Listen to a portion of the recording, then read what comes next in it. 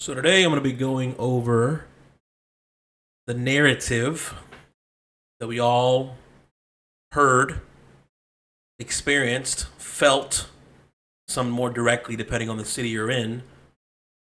The narrative the Black Lives Matter was pushing, especially after the George Floyd situation, that police brutality is rampant, that America is got a systematic racism issue in the police department and the law enforcement area.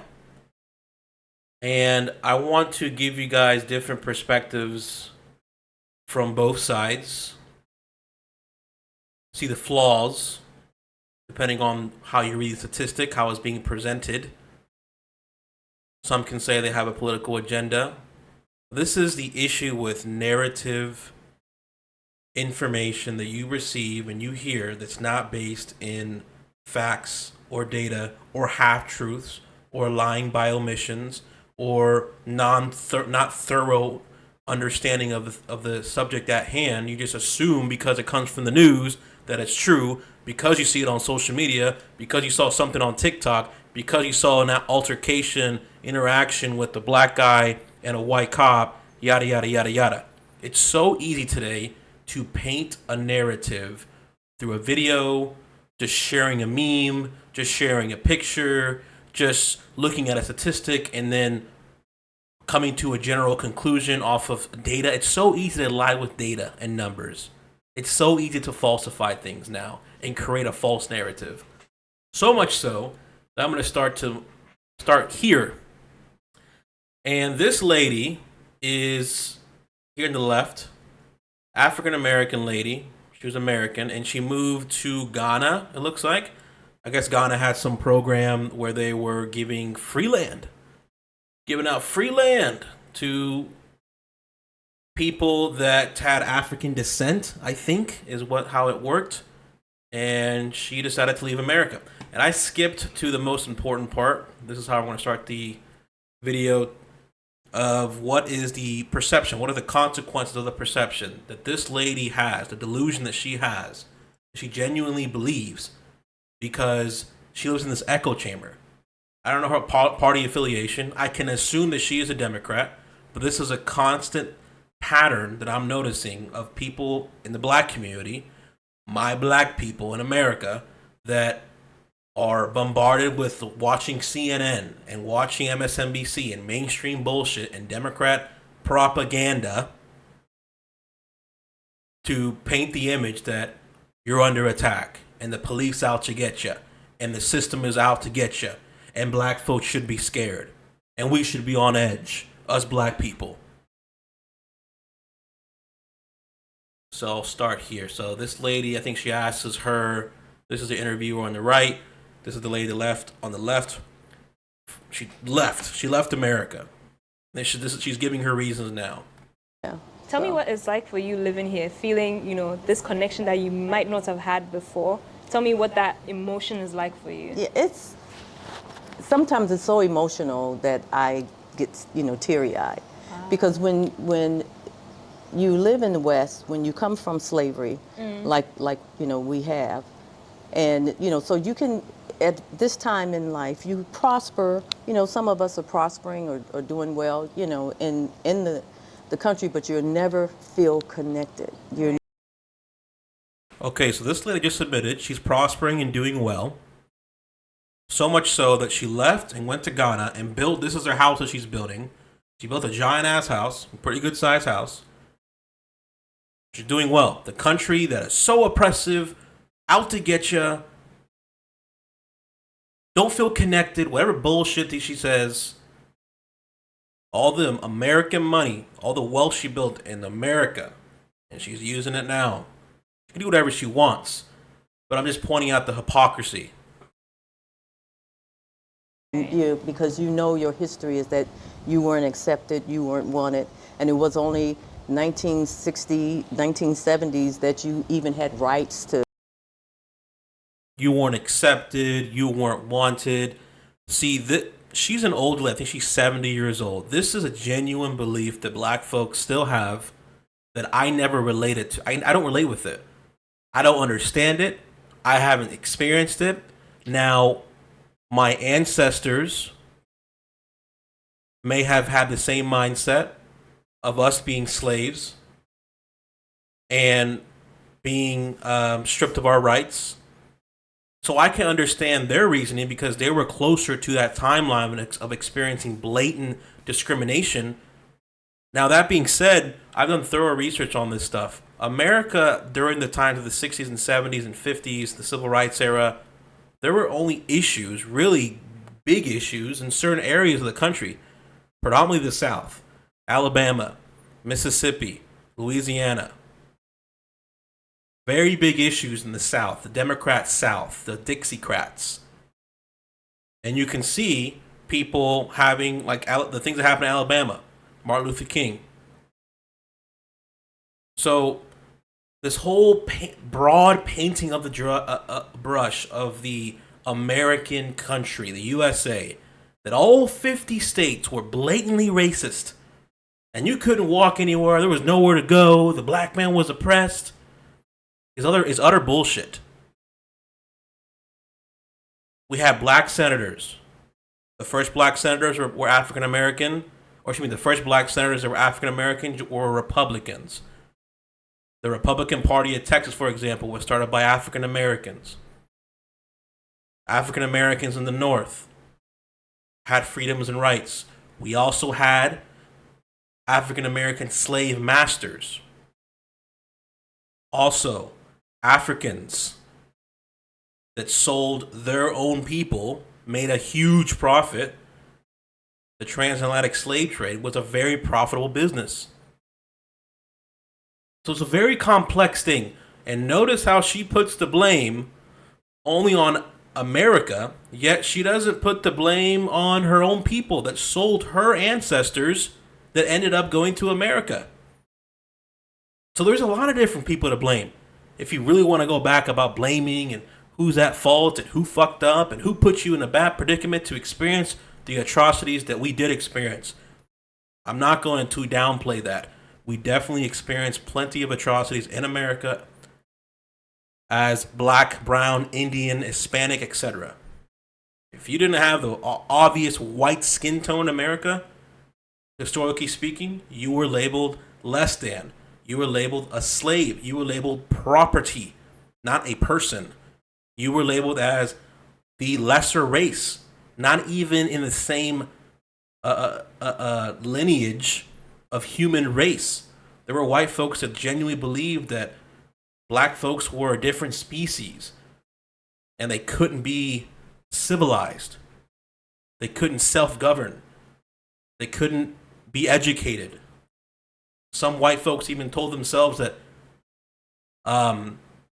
we're doing the black man a favor, the Negro a favor, by enslaving them. Right? That we can only civilize the Negro race by them continuing to be slaves for us. There was so much different stuff that I can agree, and this wasn't everywhere. This was predominantly in the South. Predominantly in the South, this was a big issue of deep white supremacy, blatant white supremacy, and strong rejection and rebellion against assimilation of the black and whites coming together. And there was, since the founding of this nation, America, there has been a conflict of it being a great sin.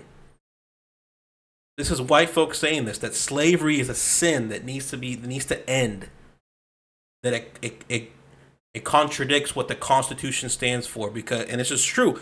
When I read the Great Dissenter, the Supreme Court case, he was the only dissenter, and he said that the case at hand goes against what the Constitution stands for. The Constitution doesn't give a race, doesn't explicitly say white gets this, black gets this. It doesn't say nothing about that.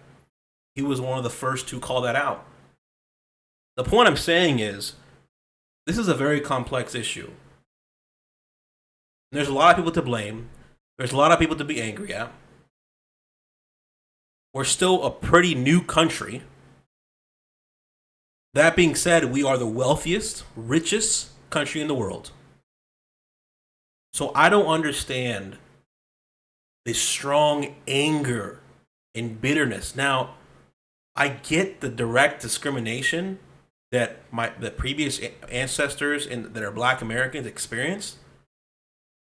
But we have moved on from that. To do certain things. And there's still a lot of that systemic racism in parts of the U.S. I mean, not everybody hates, or treats you that way, but you feel it all the time. There are still parts of systemic racism. This makes no sense to me. You're talking to someone, me, myself, I'm a Black American, that has lived in the whitest states like Maine, to California, to Idaho, another very, very white state, to the Midwest, to the South, a lot of different areas, to see for myself what this nation is about. Never did I experience, me personally. Now, this does not say that there are not instances or cases still happening today of blatant racism. I'm not saying that. But on a mass scale, it is utter bullshit to say it's happening on a mass scale, or that the system, the laws, the judicial system, so it's bullshit. We're not at that point anymore. We had a Black president for 8 years, voted twice. We have Black senators, Black Supreme Court justices, Black mayors, Black chiefs of police, Black teachers, positions that in the past you weren't allowed to have that. Absolutely, you were not allowed to have that, in certain states especially. I don't understand this. This is delusion. We're at the point now where psychologically, Black folks haven't gotten over that systematic oppression that we had before. This is a traumatic thing. This is trauma they haven't overcame yet. Some people. Now, she's 70 years old. I guarantee you, her father, her grandparents instilled and imposed this anger and bitterness that has been passed down to her, that creates the limiting belief that really, it doesn't matter what it is. It is a psychological, emotional issue that you have to take care of. She just told you, I made a lot of wealth there. I'm well off. I'm prosperous. Yet that isn't enough to prove that you can make ends meet. The pursuit of happiness for Black people is there. It is there for you now. The stuff that your ancestors fought for equal rights, for the pursuit of happiness, for not being judged by your content of your skin, to be literally being held back to make something of yourself in America. That's what they were fighting for. The delusion to say, I hope that one day. Listen, you live in America. We are the most diverse nation in the world. One of the most. Anywhere that you live that is not there's a word I'm looking for that I said earlier today. Not a hegemony. It'll pop up later. But basically meaning that everyone looks the same, everyone acts the same, everyone thinks the same, like China, for example. I'm going to get this word right because it's a pretty darn good word. Homogeneity. That's the word. Homogeneity. Meaning that you all look the same, you all act the same, and everyone's in line as far as physical characteristics, skin tone, etc., etc. America is not that. America is a mixing, melting pot of different people from different parts of the world coming together. You're going to have fucking friction. You're going to have disagreements. Now that goes to my other point is, can everyone handle that type of environment? I would absolutely say no. Not everyone can handle that type of environment. If you rather live in a country with more homogeneity, that everyone looks like you, and you quote unquote feel more comfortable in those type of environments, then get the hell out of America. Go back to Africa like this lady said.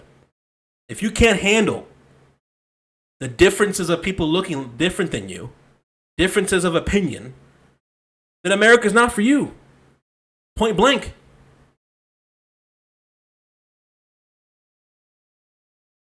For my grandsons, when they go somewhere, you just have that in the back of your mind. Is a policeman going to shoot them? Is somebody going to shoot them and say, I was afraid? Or so that tension and pressure is.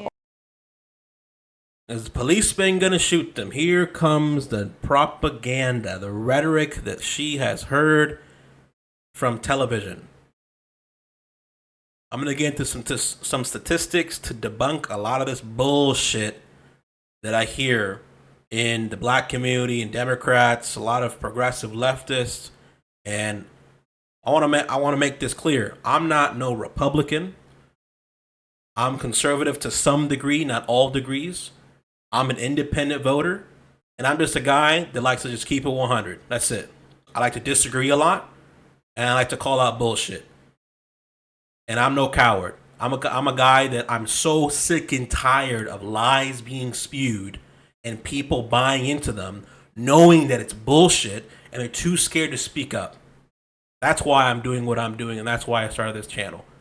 I want to disagree. We all should disagree more. We all should dissent from the mainstream opinion when you know that it is wrong, when it seems like it's off, when it's not backed by obvious, unbiased data analysis. Let's continue. Always. Actually, so that comment that she says, talking about her grandchildren, she had a lot of kids supposedly, and they all live in America. Their chances of success in America is drastically higher in America than it is for the most part of the world. So the bullshit that she's a living example of benefiting from the first world free market, for the most part, capitalist for the most part, economy that we have in America. I'm not sure how she made her wealth, but she's well off enough to move to Ghana and build a house like she did for now, all with the American dollar. The USA, the American dream. She's bitching and moaning. I just don't get it. I don't get it. It's never enough. This is how I can tell someone has just trauma that it's beyond anything else. It's like a void they have. It's a psychological problem that they have. That money, food, nothing will solve it. It doesn't matter. That's how I know that you have a very clouded judgment because of the bullshit, trauma, whatever it was. I don't know how she got to this point. Maybe she did go through a traumatic experience in her youth. Maybe it's because of parenting. I genuinely believe that trauma is passed down generationally. Anger, hate, bitter, revenge, jealousy, blatant racism is absolutely passed down generationally. When I study how the South, white folks in the South, continued the propaganda and the narrative and the lies of blatant racism, of the white superiority and white man being the best, and God bless the white man. Oh, there's so much stuff. It's crazy. It's crazy what narratives and propaganda can do to a society of people, and how people can be manipulated to buy into these unethical, immoral things, to do stupid shit. Everyone's a victim. Everyone falls into that, which is why people have to speak up, which is why we have to be able to call each other out, which is why we must have discussions and dialogues. The amount of propaganda that white folks had in the South was crazy. They even had things like the Slave Bible, which took out certain verses that could be interpreted as free the slaves, as that trying to not justify slavery, right? To push people into rebellion. They took all these verses out. It's a Slave Bible. And there is genuine belief in the Christian community in the South, the Mormon community, I believe, you look at the history of the Mormon community. I'll have to look this up. The Mormon community used to believe that black folks were cursed by God, which is why they have a dark complexion of brown and black. This is how deep the propaganda goes. This is how deep manipulation can go. This is how deep social conditioning can go. This is how wrong the majority of humans can get shit wrong. So whenever anybody says, because the majority accepts this thing, we should tolerate it, you should be skeptical. Because the same majority of people that live in this nation, Christians, for example, the majority of them were pushing for slavery and the difference between the white man and the black man, and the black man is cursed. It's history. Is it pretty? No. But it has to be something that you have to study and understand. To understand how we got to that point of truly treating black folks as property and the hate of black folks. And I would honestly say the progressives get it right when it comes to white inferiority complex, which means that you want to feel superior. You use skin tone tribalism, which is nothing new. Tribalism in regards to your physical characteristics and skin tone complexion is nothing new. Nothing new. It's been the standard for thousands and thousands of years for mankind. That my tribe is who looks like me, and I have a bias of my own tribe. It's the very old way, barbaric way of thinking. But it is, in my opinion, I think people naturally, some more than others, have that natural tendency. Has its pros and cons. I think that we should move beyond that. But again, this is how you come to a balanced perspective and balanced conclusion about how things were. And also realize that people will do stupid shit. And we have moved past that. We need to teach to make sure we don't move back into the old ways and realize how naive people can be. So this blatant direct anger towards white folks now, when you truly look at history, the nature of man, the nature of history, the nature of your own people selling you, it's not as black and white to just say this America was a unique country that had blatant hate for black. It's almost as if, because you got to think, there were white slaves also in this nation. There were black slave owners in this nation of America. They were the minority, that's correct. That's something that has to be thrown into the pot before you come to any conclusion about if you should truly be angry and bitter and ungrateful and wanting to get revenge to the black man. I don't understand it. I don't understand it. So back to the point here of her saying, my grandchildren. Her grandchildren are going to be just fucking fine. Right? And I have the data to prove that here. So this is interesting. I asked a question, what country has the most black millionaires?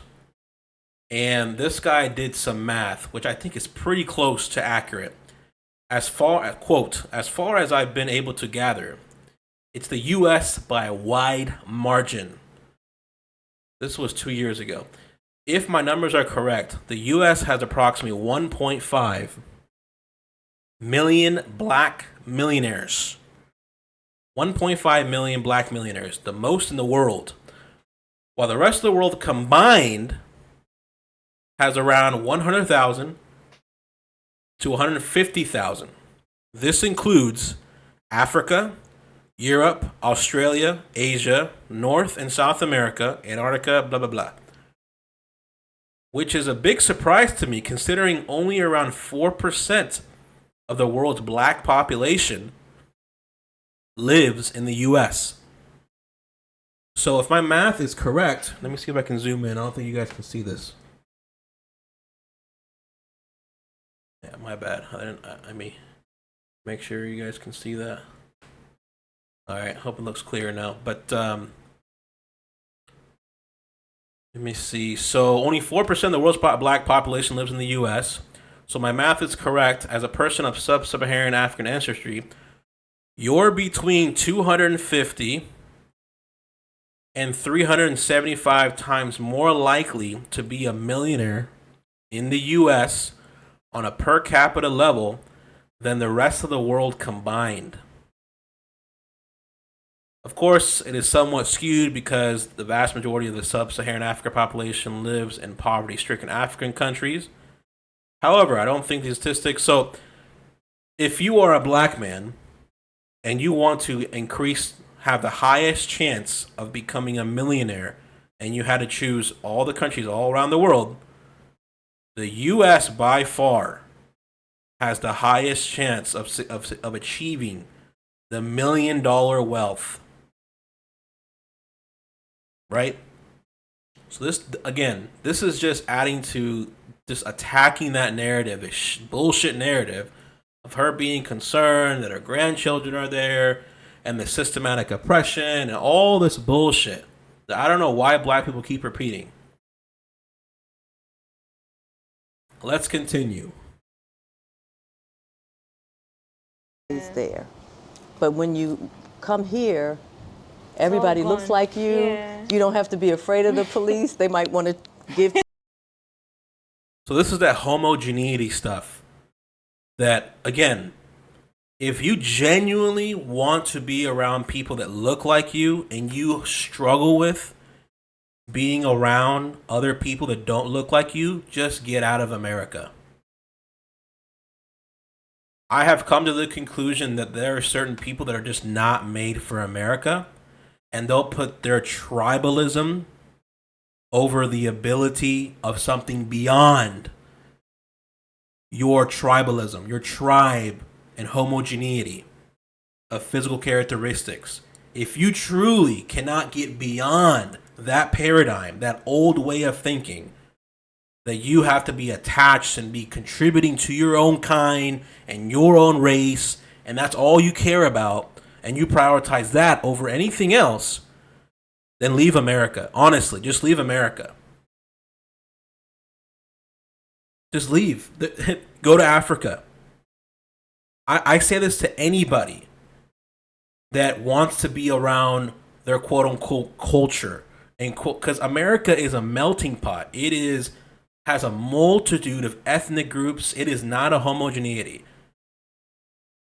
We are very diverse in ideas and physical attributes, and that is one reason it makes us strong. We are all united in the idea of freedom as the primary thing, and the freedom to pursue and do great things and innovate. That is what unites. That is the bigger, most ideal that goes beyond the obsession of I need to be around people that look like me, and I don't feel comfortable with other people. I genuinely believe there's some people that just can't get beyond that. They can't, like, for example, I relate with people by ideas like free speech, innovation, work ethic, integrity, good values, good virtues, contribution, building, fixing, assisting. So I relate with people with morality. I relate with people with ideals. That's how I relate with you. I don't relate with people by them looking like me. I don't care. Male or female, I don't care. I'm not going to have a bias. I have no biases. I have biases towards Americans, 100%, because I have a pledge. I have an allegiance to my country. I have a duty to my country that I've committed to. This is my country. I have served my country. I'm a veteran. I love this country. I'm willing to die for this country. I am committed to this country. So, all Americans, no matter your tribal background and lineage, I could give a fuck about that. That is what the American dream American experiment really is. That's part of it. It's one of the many things that's part of this experiment that we're at in America. That we are a mix of people. That can we be united by ideas, ideals, visions, pursuit of economic prosperity? Those things are common that we all can unite on. All around the world. That goes beyond the old way of thinking of tribalism. The same bullshit mindset that the slave South had of homogeneity, of the white man, the white supremacy, and all this bullshit. They were obsessed with that. It seems like black folks in America haven't gotten past that old way of thinking, that old social conditioning that white folks had during the slave era in America. The last slave type of discrimination and oppression that black folks have is psychological. More than anything else. And also the culture. As far as in our cities and within how we interact with our own in America. Some money from you, right? They may want to get some, but other than that, everybody looks like you. Yeah. You don't have to be afraid of the police. To also add, this is a limiting belief that black folks, everybody has. The assumption that because they look like you, immediately you can assume that they are trustworthy, they are ethical, they are looking out for you, that they understand you, that you guys can just, kumbaya, everything's good to go, guards down. Just only because they look like you. This is the shit that she tells herself. This is crazy. This is crazy. Because every single race has destructive, disgusting, murderous, unethical, immoral people within their race and ethnic group. So the bullshit that I feel more comfortable with people that look like me, and what are you talking about? I never understood this. This is the irrational. It's irrational. And the statistics will break that down. Right? Let me see if I can find this out of many things I was looking at here.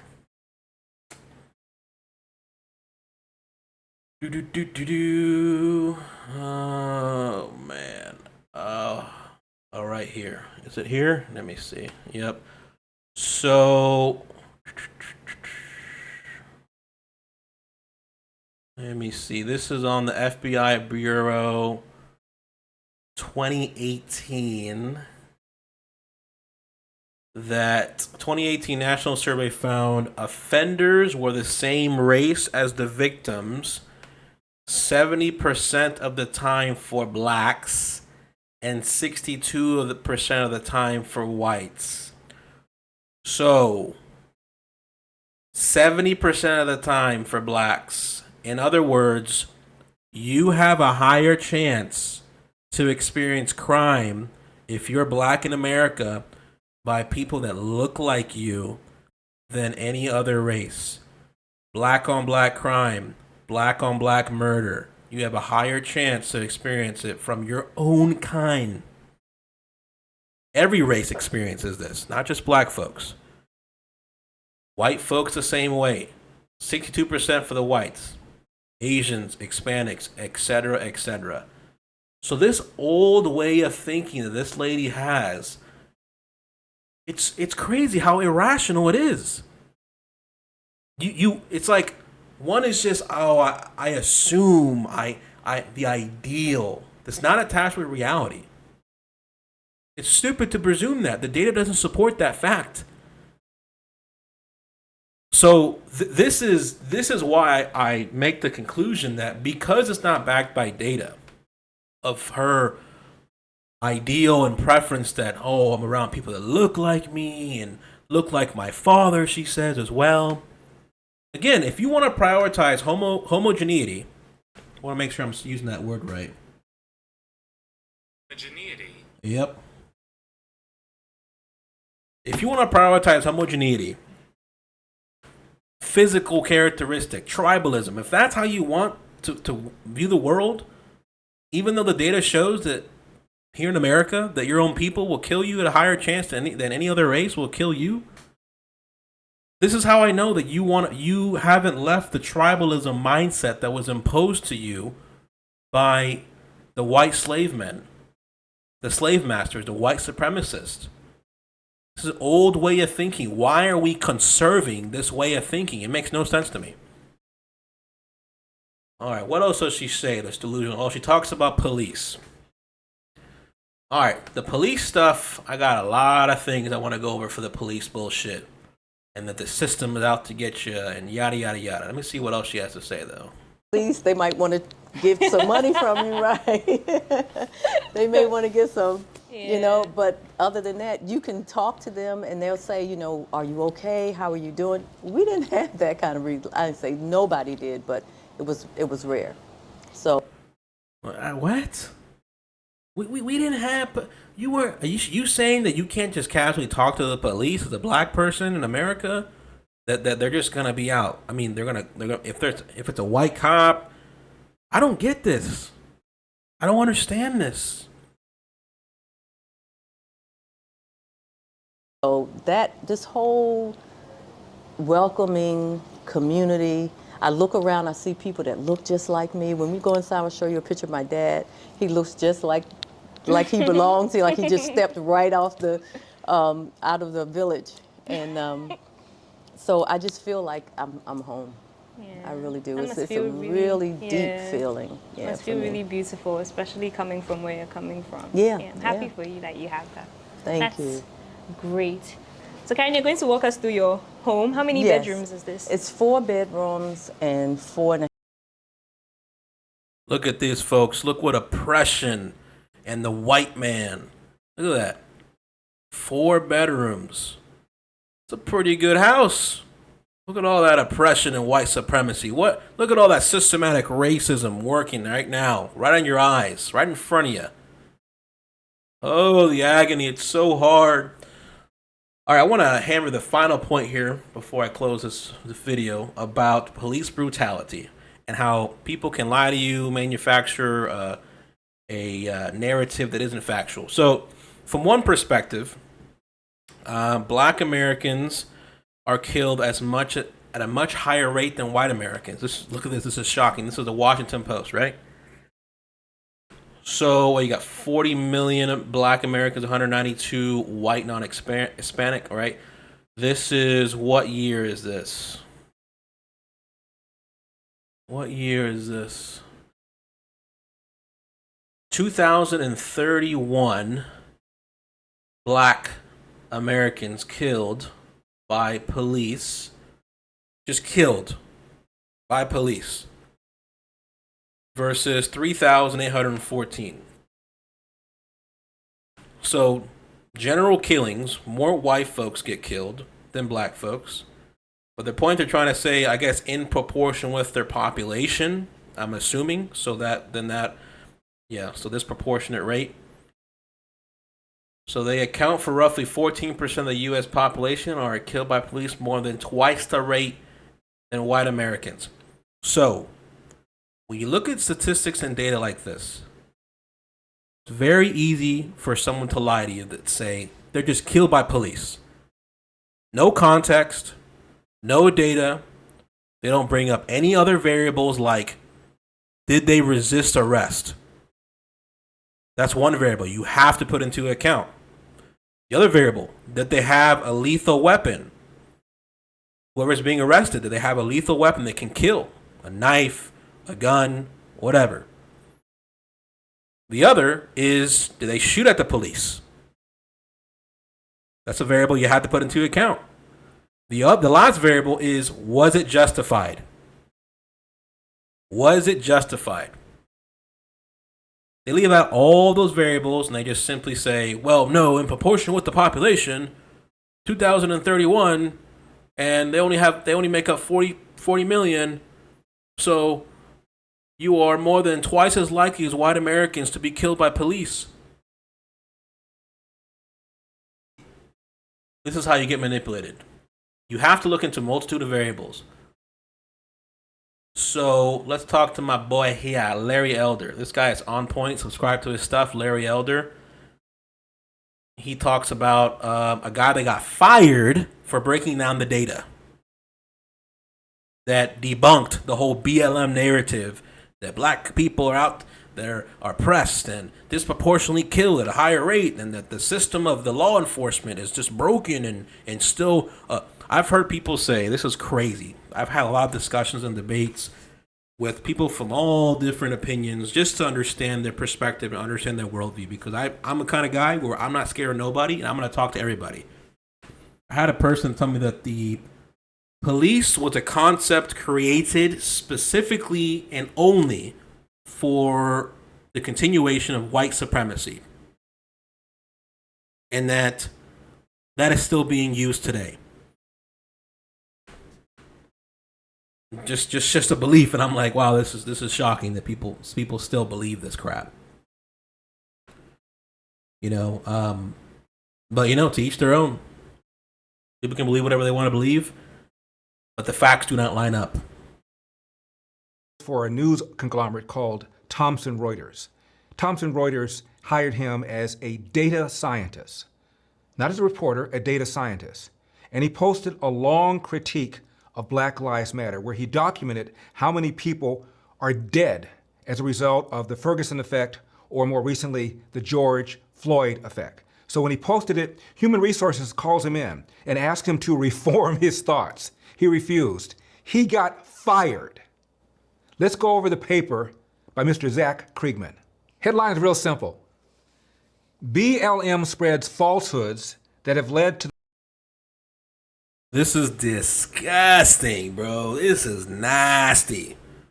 That you get fired for standing up for the data and statistics that are factual, that go against the propaganda lies that you are pushing to the general masses of people. This is propaganda. This is the same propaganda that manipulated and continued the white supremacy, slavery bullshit era that we went through in the South. The propaganda was in the news, church, entertainment, video games, education. We all know, you should know by now, all those spheres of influence will easily persuade a mass of people to believe lies that are not factual.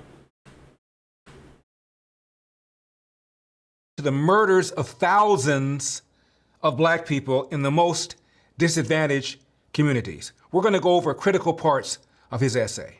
Quote, he says, I believe the Black Lives Matter movement arose out of a passionate desire to protect black people from racism. So he's okay with it. He said he followed the research, the movements, what's been going on, how the news media have been covering Black Lives Matter. And he said this, and I quote, it's led me to the conclusion that the claim at the heart of the movement, that the police more readily shoot black people, is false and likely responsible for thousands of black people being murdered in the most disadvantaged communities of the country, end of quote. I know people get tired of hearing me say it, but we are scared as black people in America. Black men, black women, black kids, we are terrified. Because you don't know. You have no idea. You have no idea how that cop that day left the house. You don't know if he woke up on the good side of the bed. You don't know if he woke up on the wrong side of the bed. You don't know if he had an argument. You guys notice a common theme, a common narrative that's continued and being spread. That old lady I showed you, she's saying the same thing is being spewed out by LeBron, LeBum James, LaQueen James, LaBitch James. The same stuff. And you know what happens whenever you push narratives that are not factual? You get certain reactions and overreactions from people, especially people that look like you. What's the overreaction we get in the black community? Very, very overly defensive. Maybe they become more overreactive because they assume, oh, I got pulled out. The cop is white. I don't want to end up like George Floyd. I don't want to end up by what LeBron James just told me. LeBron James told me we should be scared. We should be highly skeptical because the white cops are out to get you. At home with a significant other, you know, if one of his kids said something crazy to him and he left the house steaming, or maybe he just left the house saying that today is going to be the end for one of these black people. Think about this. Black Lives Matter is causing black people to be killed because the police are pulling back. In the essay, and we'll get to that, he calls it the Ferguson effect. More recently, people are calling it the George Floyd effect. It is getting people murdered. Mr. Kriegman continues. He criticizes organizations, including his own, to cover the Black Lives Matter movement properly. Quote, there seems to be a nearly absolute failure to examine the scholarly research coming out of the most respected institutions in our country, which demonstrates the acute damage the BLM movement is doing to many black communities. He takes his own organization to task. Thomson Reuters, he says, must do better. Quote, at BLM protests and from BLM proponents, we've heard that it is open season for police to kill black people, that the police are hunting black people. According to the BLM website, quote, black lives are systematically and intentionally targeted for demise by state-sanctioned violence against black people, end of quote. Now think about that. Black Lives Matter says the police are targeting black people to kill them. What is their basis for saying this? What do the data say? So this is the consequence of delusion of narratives versus facts and data, right? So this is an interesting poll here that talks about, they did a survey and they asked a group of people, basically a survey produced by Skeptic.com reveals that people who identify as liberal or very liberal believe 1,000 or more unarmed black men were murdered by police in 2019. This is a graph depiction of, for one, political orientation and thinking what percentage actually believe were killed by police that were unarmed. And the number was 12. According to the Washington Post, that number was 12. The Mapping Police Violence says that number was 27. 1,000 versus 12 or 27, depending on who you ask. That is delusion. That is lies. That is how easy it is to manipulate these liberal, whatever Democrats. It doesn't matter. It just goes to show that whenever you buy into your party's propaganda, when you buy into whatever activist organization's propaganda bullshit to achieve an agenda, to then also get a lot of fucking money from you, because BLM got billions, was it? I know it's in the millions. They got a lot of freaking money. And they were caught scamming people. Where's my money? I want to know where my money is at, BLM. Give me my money. Give me my money. Back to the essay. Then he talks about the Washington Post database of police shootings. Over the last 5 years, he writes, there have been typically between 30 to 100% more unarmed whites killed by police than unarmed blacks, with an average across the last 5 years of 39%. Take 2020, he says. There were 457 whites shot and killed by police compared to 243 blacks. Of those, 24 whites killed were unarmed compared to 18 blacks. So the cops kill more unarmed whites than they kill unarmed blacks. I bet you most people couldn't name one. He also points out that the vast majority of those suspects being shot and killed by the police were resisting arrest in an armed or threatening way. He points out the police are not supposed to distribute their force manpower in an equitable way. They put them where the crime is. You fish where the ducks are. He talks about that. On average, he writes, violent crime rates are dramatically higher in predominantly black communities than they are in predominantly white communities. Duh! That's why the cops are there. And he writes, quote, because on average, there is so much greater violence in predominantly black neighborhoods, in order to protect and defend the mostly black residents who are law-abiding in those communities, police are disproportionately required to confront criminal suspects in those communities. In other words, the greater the crime, the greater the likelihood the cops are going to be there, the greater the likelihood the cops are going to have an interaction with a suspect who happens to be black. This is not rocket science. And he writes, there is a substantial body of evidence that different racial groups. In other words, black people commit more crime in proportion with their population. Uncomfortable truth there, buddy. Resist arrest at different rates. In other words, black people are also more likely to resist arrest. Again, this accounts for a greater instance in which black people are going to be harmed by the police. It's common sense. If you're going to resist arrest, the risk to the police officer in their perspective goes up. But if you shut up, comply, they all wear, most all of them now are requiring the body cam stuff. But when you shut up, you don't resist, and you just comply, your chances of death go down drastically. But Larry and the data he's talking about now is that when you resist, you have a higher chance of it escalating and leading to you getting shot or killed by the police. Which race chooses to resist arrest the most? Black Americans.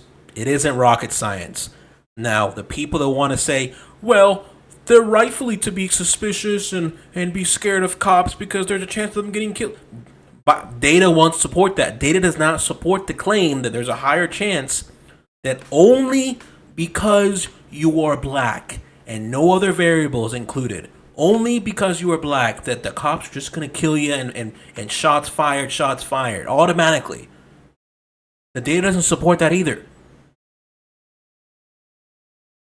Now let's talk about disproportionate rates of crime. Quote, here the evidence is very clear, he writes. For instance, the Wall Street Journal reports that African Americans make up 53% of known homicide offenders in the U.S. and commit about 60% of the robberies, though they are just 13% of the population. As for non-homicide violent crime, the Justice Department's National Crime Victimization Survey shows that whites commit about 48% of the non-fatal violent crimes and blacks about 35%. When you look at just serious non-fatal violent crimes, whites commit about 41%, blacks 43%.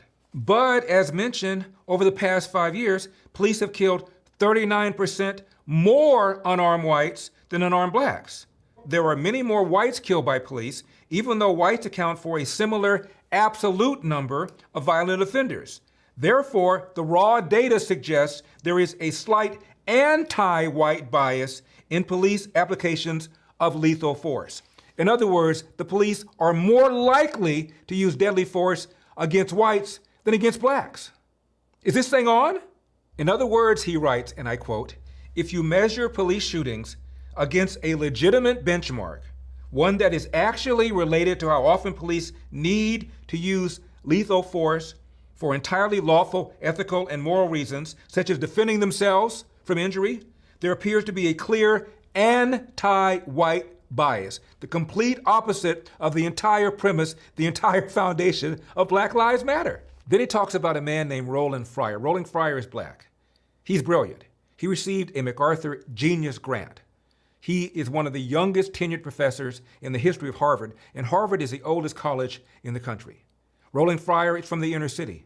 Says himself he's been victimized by racist cops. He just knew the police were engaging in deadly force against blacks just because they were black. He did research, came back, and reached the same conclusion as did Mr. Kriegman.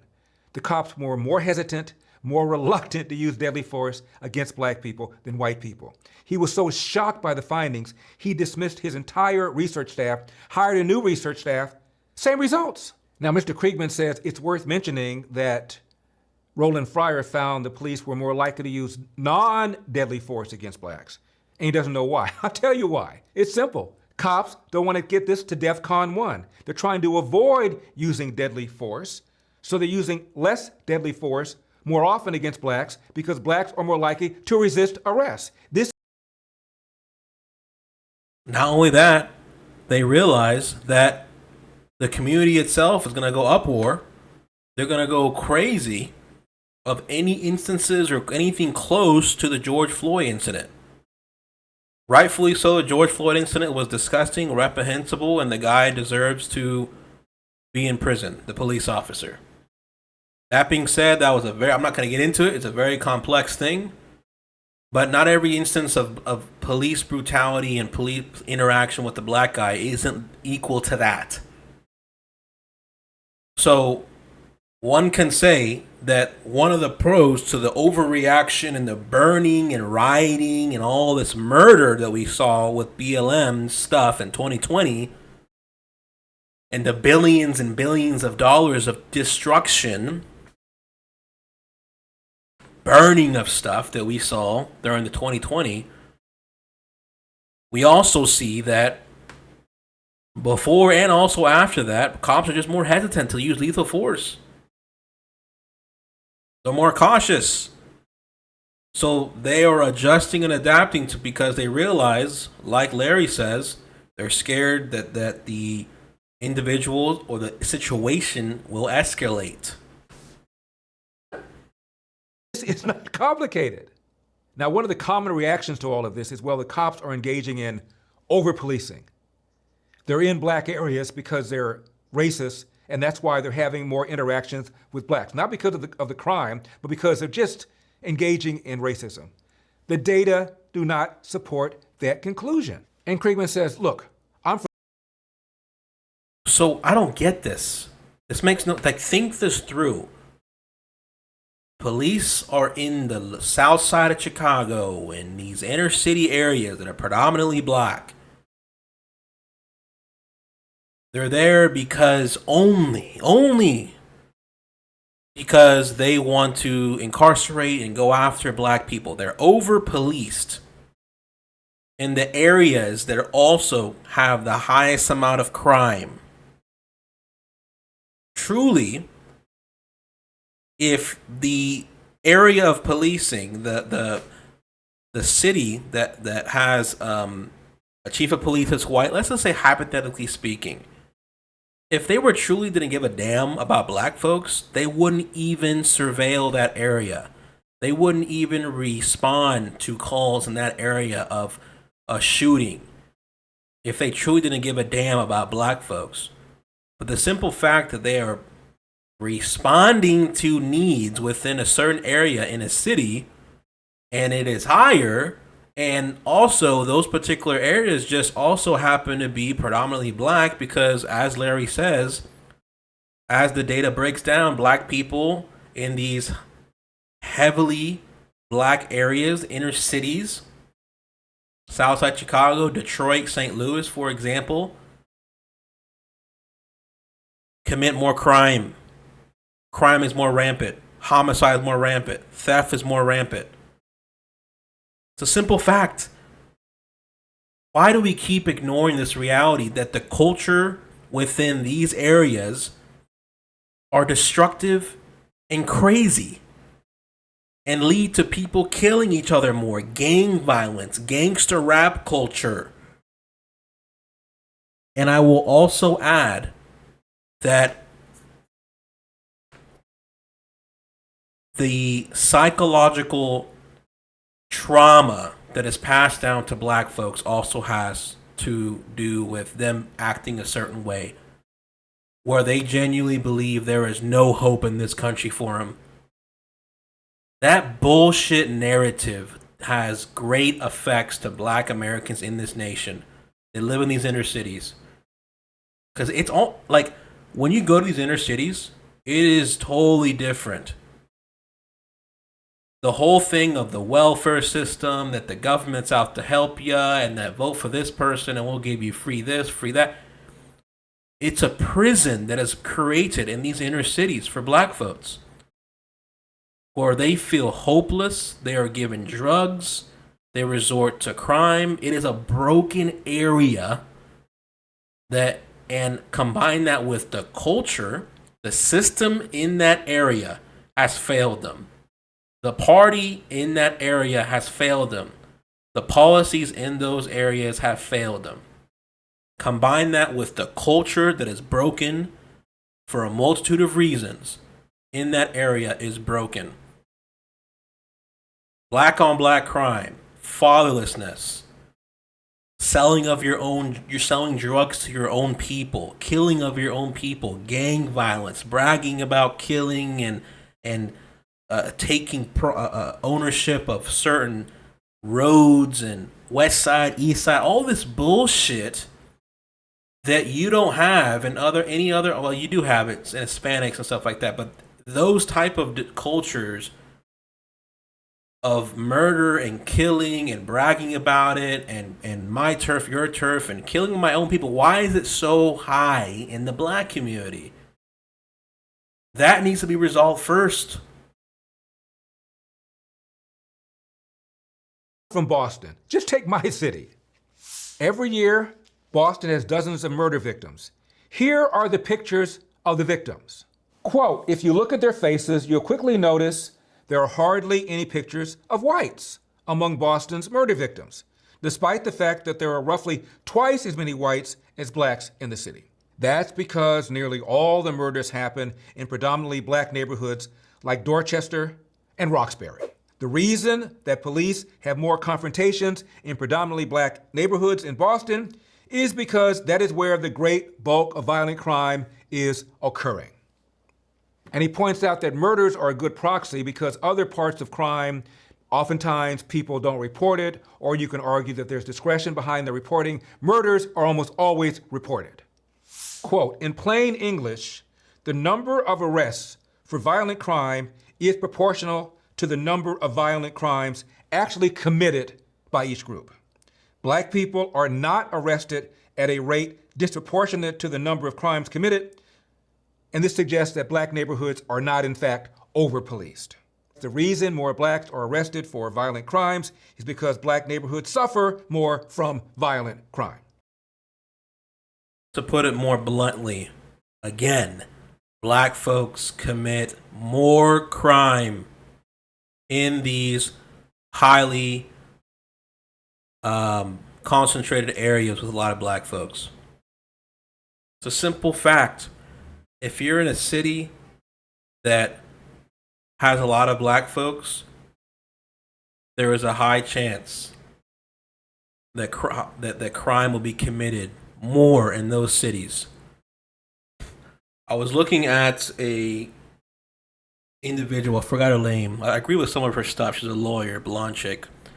And she's an obvious leftist progressive, and she talks about redlining and the effects of redlining and the effects of housing and how that affected black people, and that there is this perception in the past that was true, and also the insurance agencies for insuring these houses, the perception that if black folks were moving into a certain area that the housing would go down and yada yada yada yada. It had nothing to do with crime though. It had everything to do with just simply the perception of race, of black folks moving into an area, the suburbs that white folks are living into, and that they created this perception that black folks lowered the value of the house. This is something that was happening in the past. Also, they were not being accepted for insurances. Landlords were saying that these areas can only be white only, Caucasian race only, and that black or Negro were not accepted in these areas, and there was a lot of rebellion and yada yada yada yada. People think still that that's happening today. It's not. Redlining is banned and illegal and no longer happening. It's illegal to do that. But then they say, well, because what's interesting is in that particular timeline, black folks didn't have this crime issue. Black on black crime wasn't similar in this particular timeline. We weren't selling drugs at a high rate to our own people. We didn't have gangster rap culture.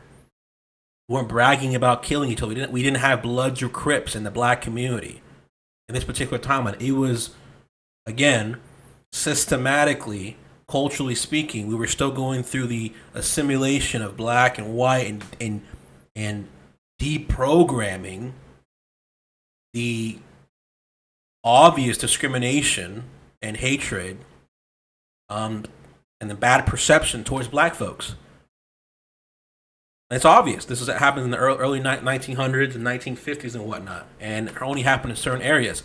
And the lady points out that I should probably go to her video, but she points out that black folks still to this day are feeling the effects of redlining, and that is to blame of why black folks have experienced what they experience now without any accountability. Like, this is the difference in this, and it's blatantly obvious. The left always, and progressives will always blame the system, history, laws, location, party, etc. for and also any type of state or the police. They'll blame all those outside things and say that the victim is the black man. Conservatives are big into pulling yourself up into your own bootstraps, accountability, yada, yada, yada. Both can be true. Both have served a great purpose for the progression to where we have gotten right now.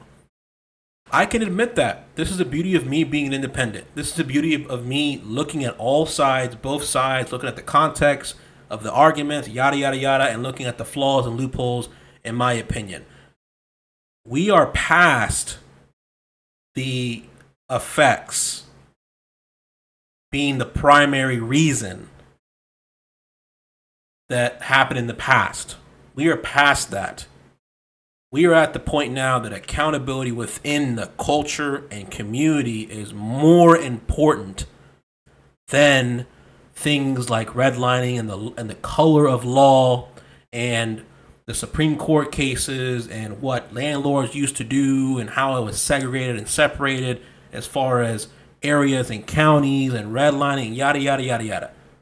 While all those things of the color of law and all those things are blatantly reprehensible and shouldn't be allowed, and I'm grateful that those things are no longer, we are at the point now where it is an even playing field.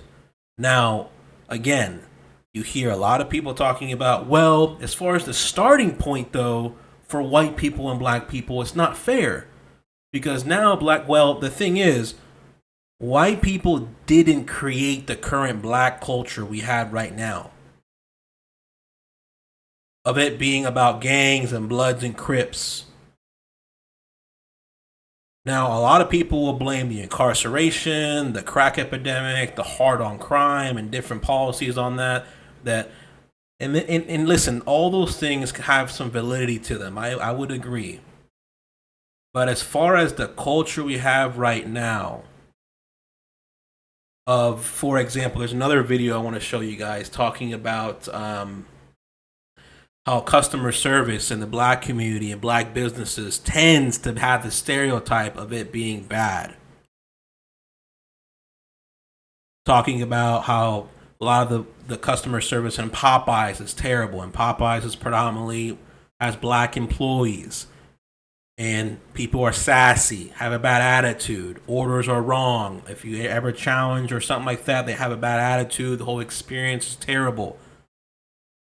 And black folks are saying this is coming from black people saying we need to fix ourselves. We need to fix our customer service. We need to hold ourselves accountable.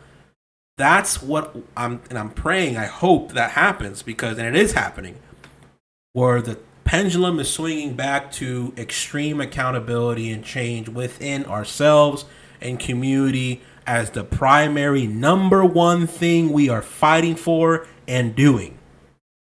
Not the system, not a party, not a law, not affirmative action, none of that. None of that. No more blaming, no more excuses, no more looking at the past, no more of that. That's what is needed within the black community. The understanding of free markets, the understanding of the best product, the understanding of innovation and advancements and meritocracy, which is what everybody else in other races, Asians, Middle Eastern, Indian, white, etc., what they do.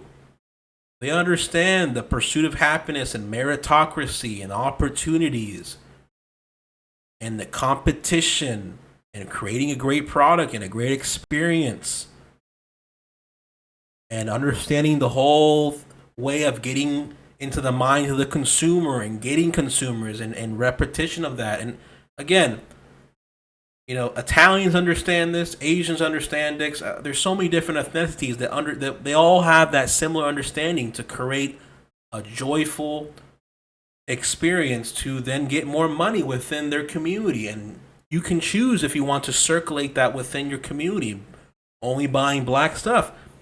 But the individual in this video says that he doesn't give a damn about circulating it to the black community. He cares about what's going to be the best experience for him, the best food, the best customer service, the best product. And he goes, I'm going to buy whichever I find best, whatever I want to buy, I'm going to continue to buy from them. And what's so funny, and this makes no sense, and this is where the whole and this goes around of what are some of the flaws within the black community. This is why I'm harping this point. Because really, one of the reasons why black commits more crime is because of prosperity issues, financial issues. Areas that have less opportunities will typically have more crime. That's a fact. That's a common denominator right there that you're going to notice. But also it has to do with culture.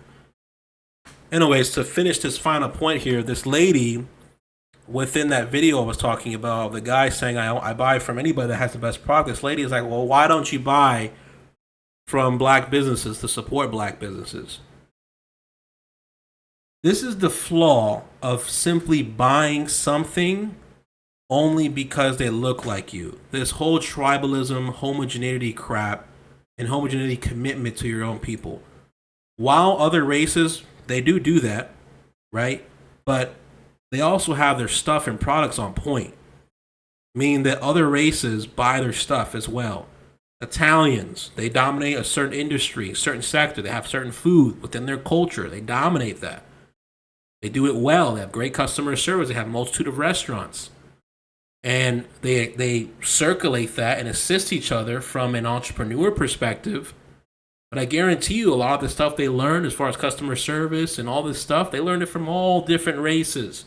In the businesses and tax breaks, they learned it from everybody. But the whole thing, I never understood this whole thing of like, I'm just going to buy your product because you're black.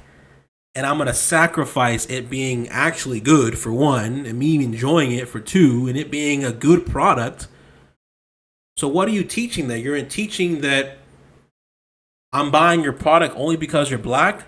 The only thing you got to do to make money in this world as a black person is just by being black? This is the same handout bullshit that we keep conditioning black folks to do, the black youth to do. Which is why we can't fucking compete.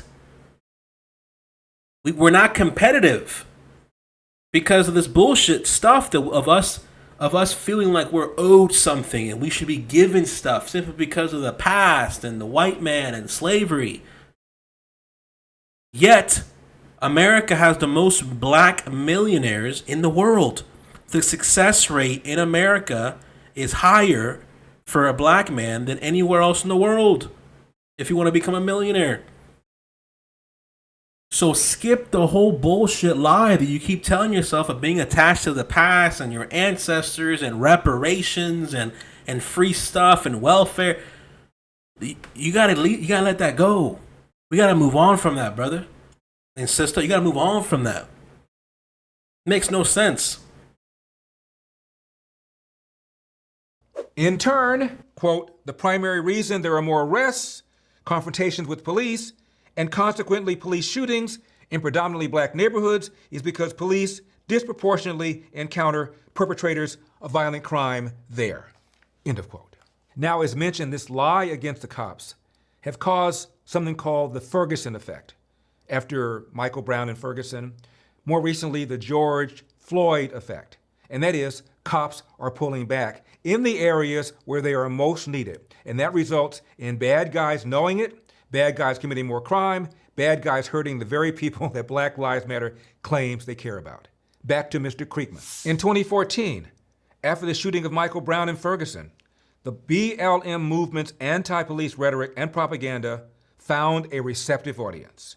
As the police were demonized with falsehoods, their morale declined, and their willingness to engage in proactive policing, such as street stops for suspicious behavior and other forms of policing designed to prevent firearm crimes, plummeted. Cops reported that they were scared or unwilling to confront suspects because the confrontation could escalate into a situation where they would need to use force. Such a situation could turn into a media circus. They could be scapegoated, the careers could be ended, friends and community would cut them off, and possibly they would even be wrongfully convicted and imprisoned. Thousands simply quit. Fewer police stops led to more guns and more criminals on the streets. Murder rates, especially murder rates in low-income black neighborhoods where the police were most reluctant to confront criminal suspects, spiked. And then this data scientist projects exactly how many more murders have occurred as a result of the police pulling back. It's stunning. Relying again on the research of the black Harvard economist Roland Fryer, after an exhaustive statistical analysis, Fryer concluded that not only was there something like the Ferguson effect, but in just the 5 cities he examined, 5 cities, it caused a staggering 900 excess murders and 34,000 excess felonies that would not have otherwise occurred. Now, as mentioned, that was just 5 cities. There's more. The growing consensus in the field of criminology that a decline in proactive policing is resulting in drastic increase in murders is so substantial that even left-wing outlets like CNN are beginning to recognize it. Quote, regardless of whether you call it the Ferguson effect or the Minneapolis effect, or as I say, the George Floyd effect, if you add up the estimates of murders from the different studies in various cities and time periods, you get something in the neighborhood of 2,500 additional murders on the lowest end, but possibly well over 10,000 on the highest end. Damn! Get this. Quote, it would take roughly 140 years for police to shoot as many unarmed black people as have been murdered as a result of the BLM falsehoods in just the past few years. But he writes, that's just the tip of the iceberg. Consider this. BLM falsehoods have inflicted the following on black communities. For each victim murdered by criminals, there are dozens of lives derailed, hundreds of children traumatized.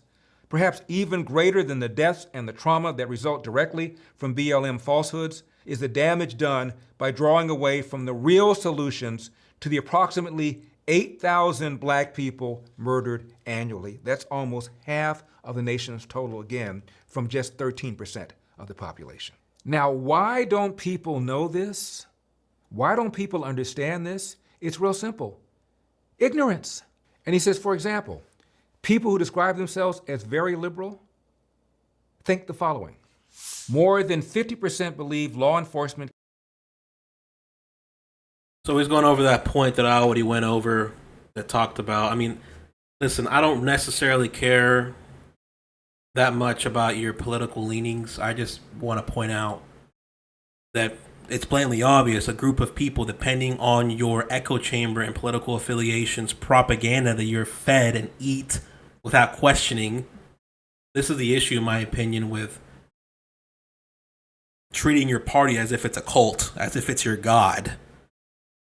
That's why I'm an independent, because both parties have these these hypocrisies and flaws and lies that they tell each other that are strictly just propaganda. They're just rhetoric to create more commitments and loyalties to their particular party affiliation.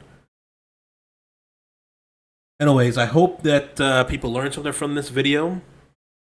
Hopefully I can break this down to a multitude of different series. I don't know if someone will listen to an hour and 20 of it, but I genuinely want to help and assist the black community and fix it. I am sick and tired of seeing my people being broke, poor, and homeless and committing a lot of crime and seeing them incarcerated. I am so tired of it. Black people have done so much great things. They are innovators. They have invented so much stuff, and they will continue to do great things to contribute to our nation. In my opinion, the saving of the black American in this country will save the country and renew it and make it very powerful and very great. If we can resolve and untangle the chains that are mentally still there in the black community. The disagreement the nation has is blatantly obvious. What is to blame and what is the solution? That's where you're going to see differences between both parties.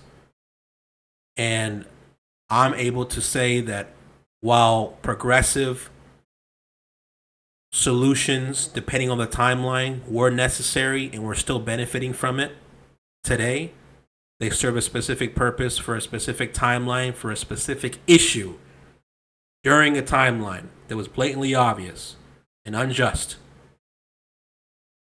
But as it stands now, 2023, a different solution is needed for a different problem in a different timeline, which is why we must move past the handout, feeling sorry and pittiness and victimizing yourself and shaming yourself and feeling sorry for yourself and looking at the past and focusing on the past and letting the past dictate your future, when in reality the past is the past and it is no longer.